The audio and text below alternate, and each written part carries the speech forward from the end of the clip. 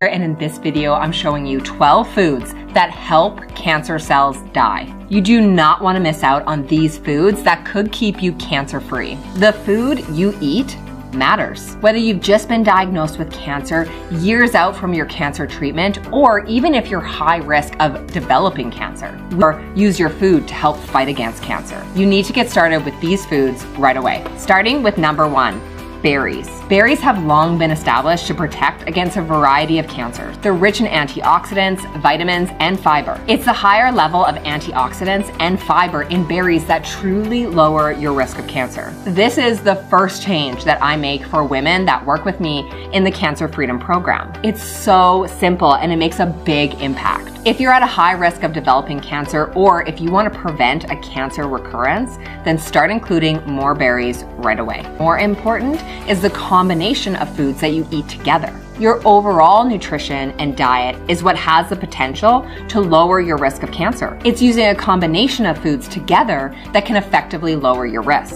That leads me to the second food that will help keep you cancer-free: citrus fruits. As a cancer survivor, we know that your body has been under oxidative stress for a very long time. Before you even knew you had cancer, your body was fighting off cancer cells. Then it went through surgeries, chemo, radiation, months and months, maybe even years of treatment, and all of this means that when you're done, your antioxidant levels are really low. The concern around having low antioxidant levels is that your immune system is going to be compromised. With low antioxidant levels, you're more likely to catch the common cold or flu, but you're also more likely to have a cancer recurrence. Keeping your antioxidant levels up will help lower your risk of cancer. And citrus fruits are full of antioxidants. Antioxidants like vitamin C, which can help boost up your antioxidants and support your immune system. Oranges and lemon water were some of my favorite picks when I was completing my doctorate training at the University of Toronto. Using citrus fruits helped me stay healthier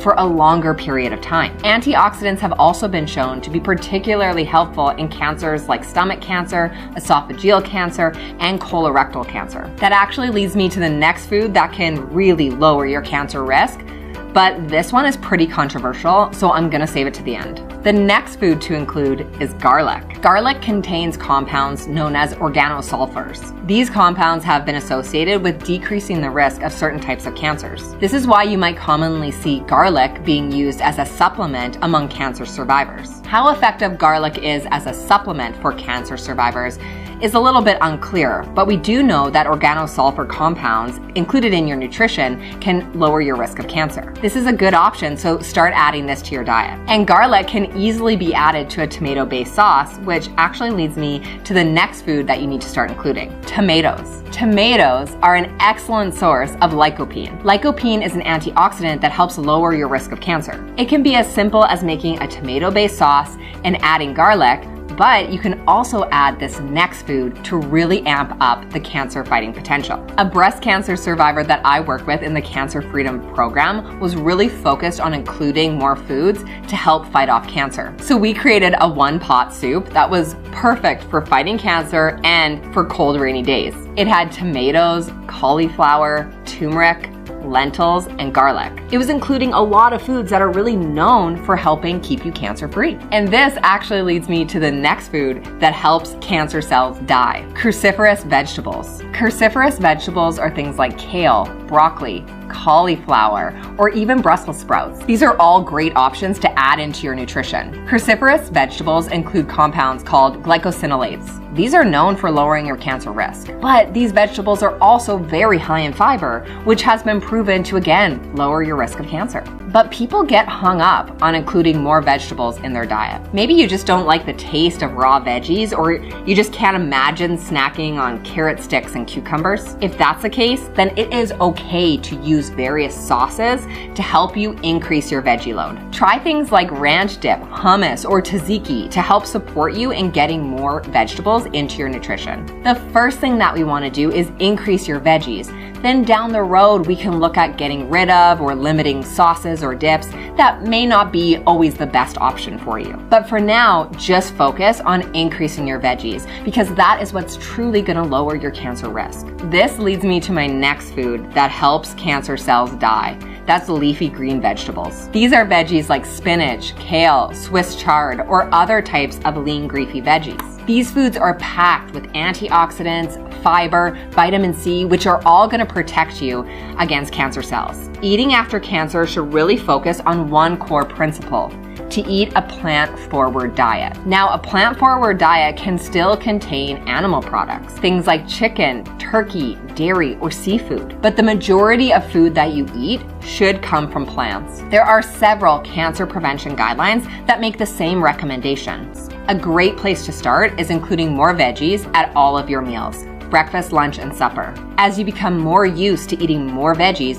then you can start aiming for a half a plate of veggies at every single meal. Now, this suggestion of a half plate of veggies does seem like a lot of veggies, and that's because it is. That's actually a large amount of vegetables to eat. But if you're truly dedicated to doing everything in your power to lower your risk of cancer, then a half a plate of veggies is the way you've got to go. The next food that helps prevent cancer is green tea. Green tea is thought to have many anti-cancer properties. It's specifically been shown to reduce the risk of breast cancer, colorectal cancer, and prostate cancer. Green tea is also very beneficial in recovering from chemo brain. If you're struggling with brain fog or mental clarity after cancer, then this is actually a great option for you. Many women find that they're unable to multitask, focus in conversations, or they can't quite recall facts as quickly as they could before cancer. This is often the result of what's commonly referred to as chemo brain. Now, chemo brain does have several contributing factors, and nutrition is definitely one of them. So we want to increase the amount of flavonoids in your diet, and green tea is an excellent source of flavonoids. So you can start working a cup of decaf green tea into your daily routine. The next food that you want to eat to help prevent cancer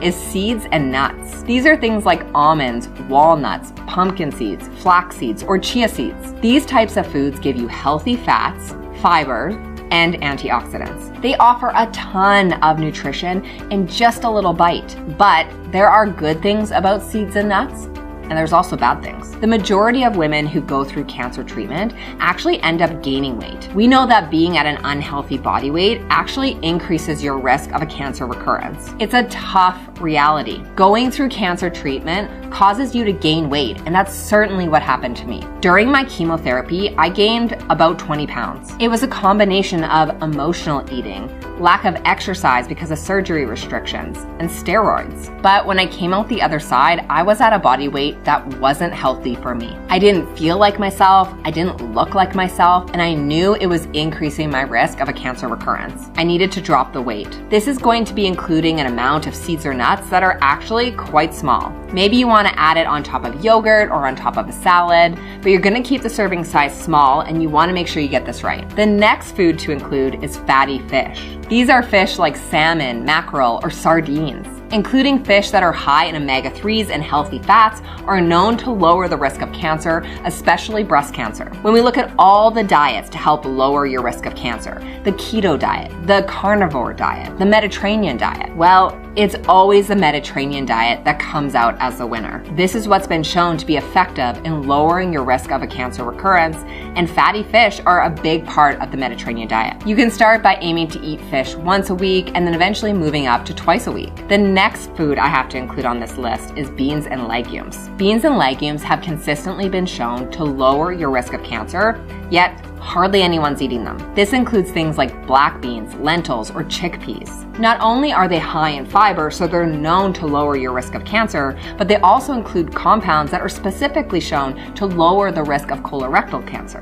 The next food that I'm gonna include is going to be no surprise to you: whole grains. Whole grains are high in fiber, antioxidants, and vitamins. There's a clear pattern here. We know that certain things lower your risk of cancer, and we need to get antioxidants, fiber, vitamins, and minerals from various foods. But whole grains are a clear winner to help prevent cancer. Okay, but that leads me to this next food that helps kill cancer cells, and this one is kind of controversial: turmeric. Now, overall, turmeric, or Curcumin, which is the active ingredient in turmeric, is known for its anti-inflammatory and anti-cancer properties. It's known to reduce several different types of cancer. But the controversy comes with breast cancer survivors. Turmeric should not be taken if you're also taking tamoxifen. Now, tamoxifen is a known prodrug, which means when you take a tamoxifen tablet, it needs to go into the body and undergo a process in order to become its active form. It gets transformed to the active form of tamoxifen by an enzyme. Unfortunately, curcumin interacts with this enzyme,